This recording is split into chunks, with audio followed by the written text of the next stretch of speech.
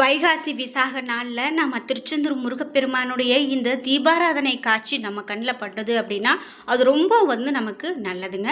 அந்த வகையில் இந்த காட்சி ரொம்ப அரியதாக இருந்திருக்கும் அப்படின்னு நினைக்கிறேன். நீங்கள் திருச்செந்தூருக்கு போயிருக்கீங்க அப்படின்னா மறக்காமல் உங்கள் கருத்துக்களை கமெண்ட் பாக்ஸில் பதிவிடுங்க. முக்கியமாக இந்த வீடியோவை பார்க்கும்போதே திருச்செந்தூர் சுப்பிரமணியருக்கு அரோகரா என்ற வாசகத்தை கமெண்ட் பாக்ஸில் பதிவிட்டுருங்க. நீங்கள் இன்னும் உற்சாகம் டிவி சேனலை சப்ஸ்கிரைப் பண்ணாமல் இருந்தால் சப்ஸ்கிரைப் பண்ணிக்கோங்க. கூடவே இருக்க பெல் ஐக்கானை மறக்காமல் கிளிக் பண்ணிடுங்க. வாங்க வீடியோக்குள்ளே போகலாம். இந்த வீடியோவை பார்க்கக்கூடிய உங்களுக்கு வீட்டில் நிறைய பிரச்சனைகள் இருக்குது. முக்கியமாக நமக்கு யாரோ எதிராக பிள்ளை சூனியம் இந்த மாதிரி செய்திருப்பாங்க அப்படின்னு சொல்லி வருத்தப்படுறீங்களா, குழப்பத்தில் இருக்கீங்களா? இந்த வீடியோக்கு கீழே டிஸ்கிரிப்ஷனில் நான் ஒரு தொலைபேசி எண் கொடுத்துருக்கேன். அந்த எண்ணுக்கு தொடர்பு கொண்டு பேசி பாருங்கள். சிறந்த ஜோதிடர். அதன் மூலமாக கண்டிப்பாக உங்களுக்கு இருக்கக்கூடிய பிரச்சனைகளை தீர்க்க முடியும். வைகாசி விசாகத்தை ஒட்டி இந்த சனிக்கிழமை அதிகாலை 1 மணிக்கு கோவில் நடை திறக்கப்பட்டிருக்குங்க. அதாவது திருச்செந்தூர் கோவிலினுடைய நடை திறக்கப்பட்டிருக்கு. 1:30 மணிக்கு விஸ்வரூப தீபாராதனை நடைபெறும் அப்படின்னு சொல்லியிருந்தாங்க. காலை 6 மணிக்கு உதய மார்த்தாண்ட அபிஷேகமும் தீபாராதனைகளும் நடத்தப்படுது. அதே போல் காலை 10 மணிக்கு மூலவர் மற்றும் சண்முகர் இருவருக்கும் சிறப்பு அபிஷேகங்கள் நடைபெறும் அப்படின்னு சொல்லலாம். திருச்செந்தூருக்கு சாதாரணமாகவே ஏராளமான மக்கள் வழிபாடு செய்யக்கூடிய ஒரு கோவிலில் ஒன்று அப்படின்னு திருச்செந்தூர் சொல்லலாம். அதுவும் இந்த வைகாசி விசாக நாளில் லட்சக்கணக்கான பக்தர்கள் வழிபாடு செய்துட்ருக்காங்க. முக்கியமாக கடல் அலை என முருக பக்தர்கள் இந்த முருகப்பெருமானை இன்று வழிபாடு செய்ய வந்திருக்காங்க அப்படின்னு சொன்னால் அது மிகையாகாதுங்க. நம்ம எந்த நாளில் வழிபாடு செய்தாலும் ஒன்று தான். குறிப்பாக முருகன் அவதரித்தார் அப்படின்னு சொல்லக்கூடிய இந்த நாள் ரொம்ப ரொம்ப சிறப்பு. அதனால தான் இவ்வளோ பக்தர்கள் வந்திருக்காங்க.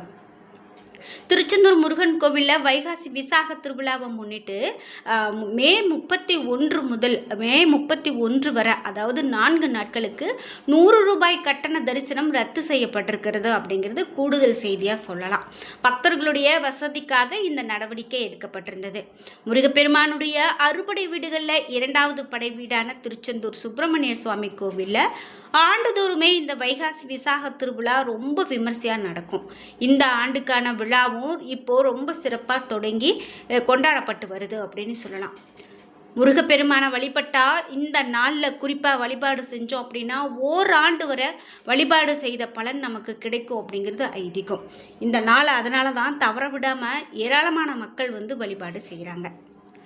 குறிப்பிட்டு இந்த நாளில் மாலை 4 மணிக்கு சாயரட்சை தீபாராதனைக்கு பிறகு சுவாமி ஜெயந்திநாதர் வசந்த மண்டபத்திற்கு எழுந்தருளி முனிக்குமரர்களுக்கு சாப விமோச்சனம் கொடுப்பார். இரவு 7:15 மணிக்கு ராக்கால அபிஷேகம் நடக்கும். இந்த திருவிழாவுக்காக தமிழகம் மட்டும் இல்லாமல் வெளி மாநிலங்களில் இருந்து கூட திருச்செந்தூர் மட்டும் இல்லாமல் எல்லா முருகனுடைய கோவில்கள்லையும் மக்களுடைய கூட்டம் அலைமோதும் அப்படின்னு சொல்லலாம்.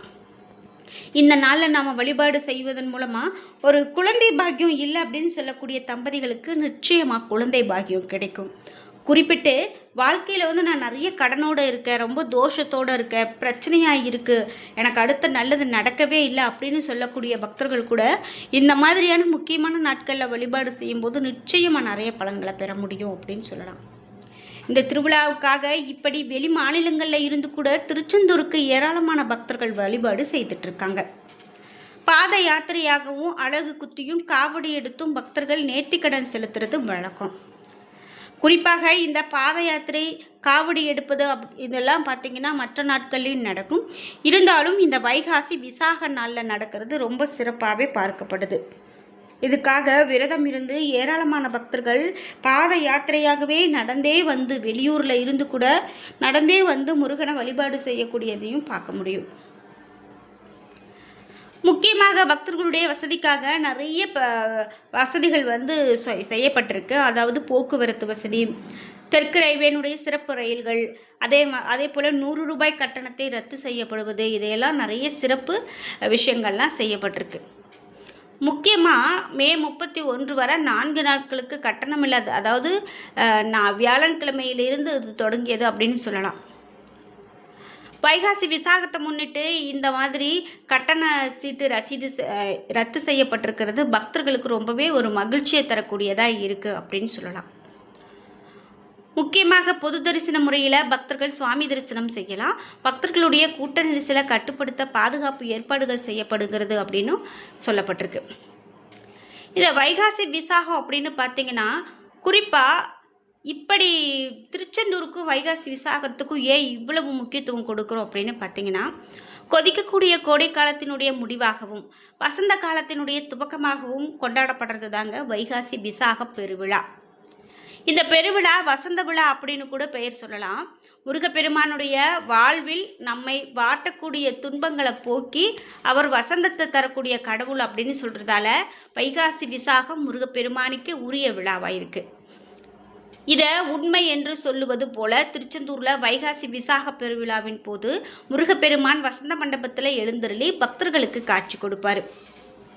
திருச்செந்தூர் முருகனுக்கும் வைகாசி விசாகத்துக்கும் அப்படி என்னதான் தொடர்பு அப்படிங்கிறத பார்க்கலாம்.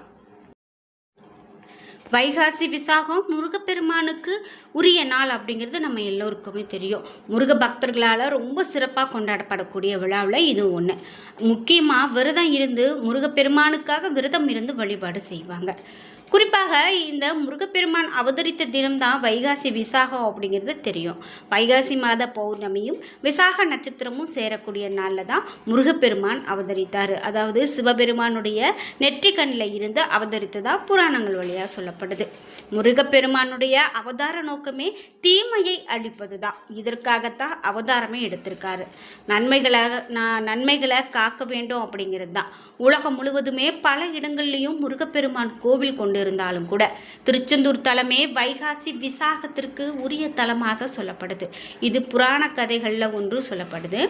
அதாவது புராண கதைகளின்படி பார்த்தோம் அப்படின்னா பராசர முனிவர் என்ற முனிவர் ஒருவர் வாழ்ந்து வராரு. அவருக்கு 6 பிள்ளைகள், மிகவும் குறும்புக்கார பிள்ளைகளாக இருக்காங்க. இவர்கள் ஒரு முறை ஆற்றில் குளிக்க சென்ற போது அங்கே இருக்கக்கூடிய நீரை அசுத்தம் செய்கிறாங்க. அசுத்தம் செய்து விளையாடிட்டு இருக்காங்க. இதனால் ஆற்றில் இருந்த மீன்கள், தவளைகள் உள்ளிட்ட உயிரினங்கள் பெரும் துன்பத்துக்கு ஆளாகுது. ஆனால் அவர்கள் தங்களுடைய செயலை நிறுத்தாமல் தொடர்ந்து செய்துக்கிட்டே இருக்கிறாங்க. அந்த ஆற்று நீரை சுத்தம் செய்யக்கூடிய வேலையை செய்து வராங்க. அதாவது அசுத்தம் செய்துட்டு வராங்க. இதை அறிந்த பராசர முனிவர் 6 என்பது சிவபெருமானுக்கு சமமானது, முக்கியமாக அதனால் அதற்கு இப்படி அசுத்தம் செய்வது தவறு. ஆற்றினை எப்போதுமே மரியாதையோடு வணங்கி பராமரிக்க வேண்டும் அப்படிங்கிறதும் தன்னுடைய மகன்களுக்கு அறிவுரை வழங்கினார். ஆனாலும் அவர்கள் அதை கேட்கல. மகன்களுடைய இந்த செயலால் கடும் கோபமடைந்த பராசர முனிவர் தன்னுடைய பிள்ளைகளை மீனாக போகும்படி சாபம் கொடுக்கிறாரு. அதனால் தங்களுடைய தவறு உணர்ந்து மீனாக இருந்த 6 மகன்களும் சாப விமோச்சனம் என்ன அப்படின்னு கேட்குறாங்க. அதற்கு பராசர முனிவரோ பார்வதியினுடைய கருணையால் நிவாரணம் உங்களுக்கு கிடைக்கும் அப்படின்னு சொல்கிறாரு. அதற்கு பிறகு சிறிது காலம் ஆற்று நீரில் மீனாக அவர்கள் 6 பேரும் வாழ்ந்து வராங்க. ஒரு நாள் கைலாயத்தில் குழந்தையாக இருந்த முருகப்பெருமானுக்கு பார்வதி தேவி ஞானப்பால் ஊட்டி கொண்டு இருக்கிறாங்க. அப்போது முருகப்பெருமானுடைய வாயில இருந்த சிந்திய ஒரு துளி பால் பூலோகத்தில் பராசர முனிவருடைய மகன்கள் மீன்களாக வாழ்ந்த ஆற்றில் விழுது. இதை சாப்பிட்ட 6 பேரும் முனிவர்களாக மாறி சிவனை பிரதிஷ்டை செய்து பூஜை செய்ய துவங்குறாங்க. இவர்கள் 6 பேருடைய பூஜையில் மகிழ்ந்த ஈசன் திருச்செந்தூர் திருத்தலம் சென்று தவம் செய்தால் திருக்காட்சி கிடைக்கும் அப்படின்னு அசரீரியாக கட்டளையிடுறாரு. அதன்படியே முனிவர்கள் 6 பேரும் திருச்செந்தூர் திருத்தலத்துக்கு போகிறாங்க, தவம் செய்கிறாங்க. ஒரு வைகாசி விசாக நாளில் முருகப்பெருமான் அவர்களுக்கு காட்சி கொடுக்கிறாரு. சிவபதம் அடையக்கூடிய வரத்தை அருளி ஆட்கொள்கிறாரு.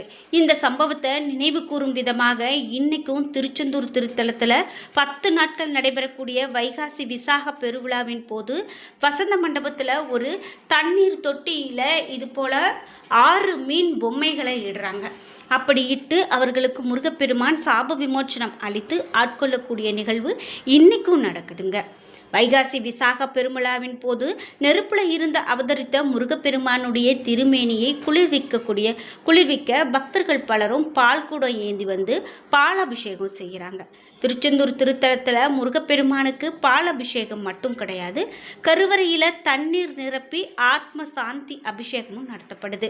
வைகாசி விசாகத்தன்னைக்கு முருகப்பெருமான விரதம் இருந்து மனமுருகி வழிபட்டால் முந்தைய பிறவிகளில் செய்த பாவ வினைகள் நீங்குவதோடு அந்த பாவ வினைகளால் இந்த பிறவியிலேயே அனுபவிக்கக்கூடிய துன்பங்கள்லாம் நீங்கும் அப்படின்னு சொல்கிறாங்க. முக்கியமாக எவர் ஒருவர் இப்படி திருச்செந்தூர் முருகனை இந்த வைகாசி விசாக நாளில் வழிபாடு செய்கிறாங்களோ, எப்படிப்பட்ட ஒரு பாவமாக இருந்தாலும் சரி, அது எல்லாம் நீங்கி போகிறதுக்காக முருகப்பெருமானே நமக்கு அருள்வார் அப்படிங்கிறது தான் இங்கே வந்து நம்பிக்கையாக இருக்குது. அதனால தான் இப்படி கோலாகலமாக திருச்செந்தூரில் வைகாசி விசாக திருவிழா ஒவ்வொரு வருஷமும் தொடர்ந்து நடந்துட்டு வருது. இந்த திருச்செந்தூரில் மட்டும் கிடையாது, எல்லா முருகன் கோவில்லையுமே நடக்குது. ஆனாலும் திருச்செந்தூர் அப்படின்னு பார்க்கும்போது ஏராளமான பக்தர்கள் வரக்கூடிய ஒரு கோவிலாக இருக்குது அப்படின்னா அது மிகையாகாது. திரளாக பக்தர்கள் வந்து வழிபாடு செய்கிறத இந்த நாளில் பார்க்க முடியும். நான் முன்பு சொன்னது போல் தமிழகத்தில் மட்டும் இல்லாமல் வெளி மாநிலங்களில் இருந்தும் ஏராளமான பக்தர்கள் வருவாங்க. தொடர்ந்து பகல் நேரங்களில் சுவாமி ஜெயந்திநாதர் தங்க சப்பரத்தில் எழுந்தருளி வசந்த மண்டபத்துக்கு புறப்பாடாகிறார். இந்த நிகழ்வின் போது பக்தர்கள் அரோகரா முழக்கத்தோடு சுவாமியை தரிசனம் செய்து வழிபாடு செய்கிறாங்க. மாலை நேரங்களில் சுவாமி ஜெயந்திநாதர் தங்க சப்பரத்தில் வீதி உலா வந்து அருள்பாலிப்பார். இப்படி வீதி உலாவுக்கான திருச்செந்தூர் 4 ரத வீதிகள்லையும் பக்தர்கள் திரண்டு நிற்பாங்க. இவையெல்லாம் பார்க்கறதுக்கே கண்கொள்ளா காட்சியாக இருக்கும் அப்படின்னா அது மிகையாகாது. இப்படி வரக்கூடிய பக்தர்களுக்காக காவல்துறை பாதுகாப்பு ஏற்பாடுகள், குடிநீர் வசதி, மருத்துவ முகாம்கள், இவை போக்குவரத்து வசதி, இவை எல்லாமே செய்யப்பட்டிருக்கு. ஏராளமான பக்தர்களும் வந்து வழிபாடு செய்து கொண்டிருக்காங்க அப்படின்னு சொல்லலாம்.